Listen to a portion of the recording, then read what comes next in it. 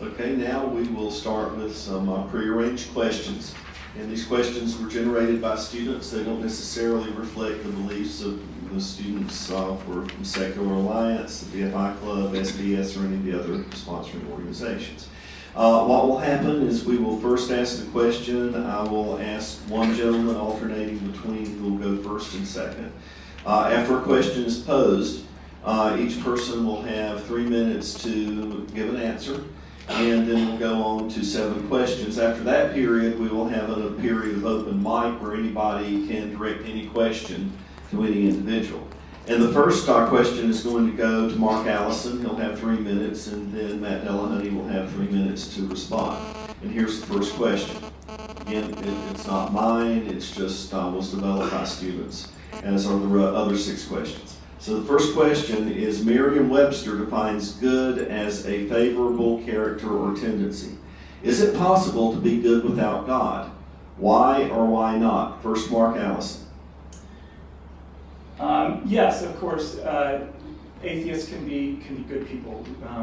They can be better people sometimes than Christians, as is evidenced by the guy that was going to punch Matt in the head in Jesus' name, right?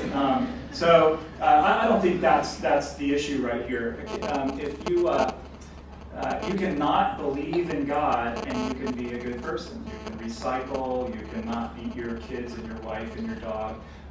You can do things that we would all consider good, and you can do all those things without believing in God.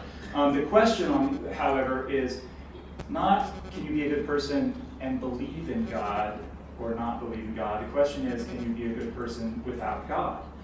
And that's entirely different. What you're saying there, the question you're asking is, if there is no God, can you still be good? Can you still have moral categories like good and evil if there is no God that defines those moral categories as good and evil? Does that make sense?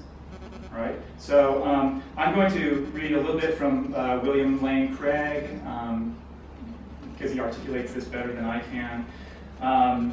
If God exists, then let's see, our values are simply social niceties defined by our culture. Something like shaking somebody's hand if we don't believe in absolute moral categories. If God exists, then the objectivity of moral values is secured, but if God does not exist, then morality is completely subjective and non-binding. We might act in precisely the same ways that we do in fact act, but in the absence of God, such actions would no longer count as good or evil, since if God doesn't exist, objective moral values don't exist.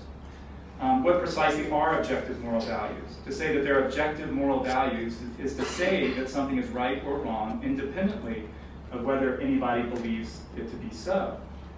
It is to say, for example, that Nazi anti-Semitism was morally wrong, even though the Nazis who carried out the Holocaust thought it was good, and it would still be wrong even if the Nazis had won World War II and succeeded in exterminating or brainwashing everybody who disagreed with them.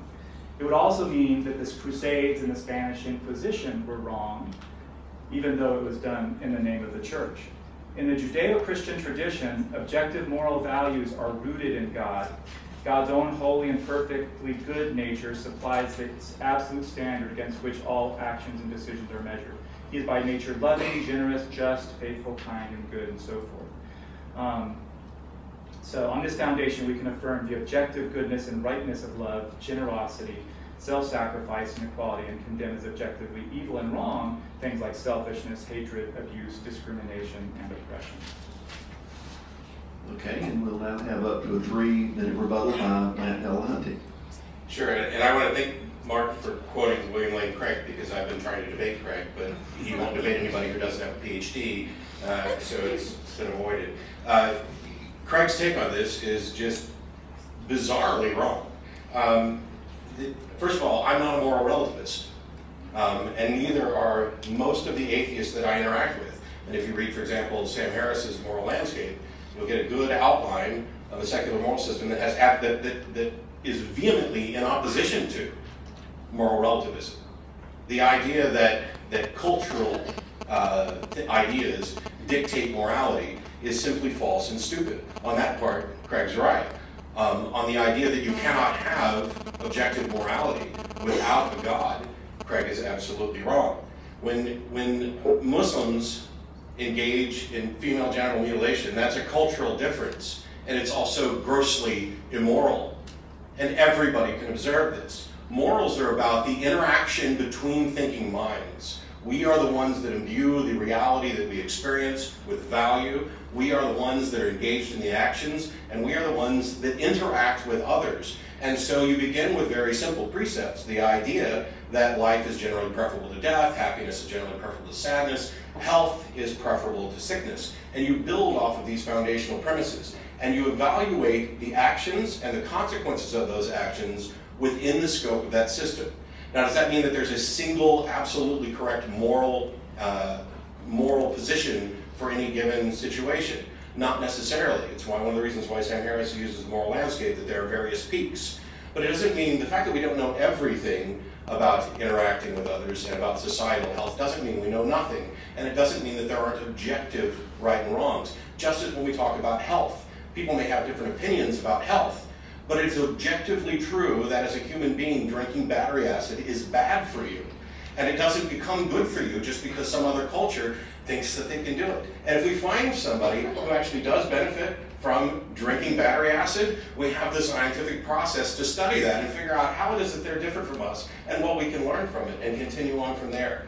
The idea that there is necessarily a God required in order for there to be some sort of objective morals is nonsense. The God required as the essence of and dictator of moral values is nothing but divine command theory, no matter how Craig would like to disguise it. That's all I have to say on that. And we thank you very much.